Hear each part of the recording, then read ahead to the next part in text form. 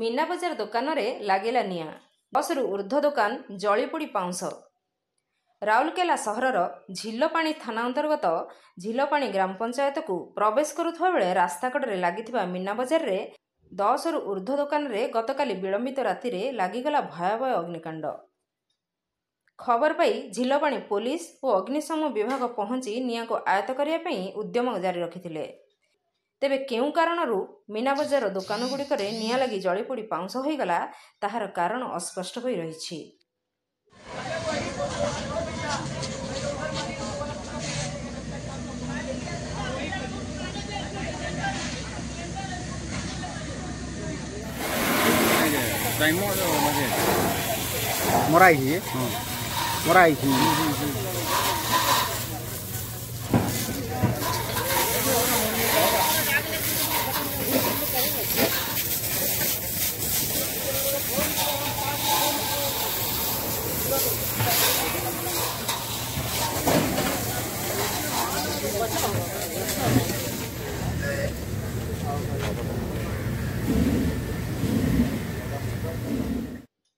Rourkela लवकिशोर Nayak report, Nagraj news.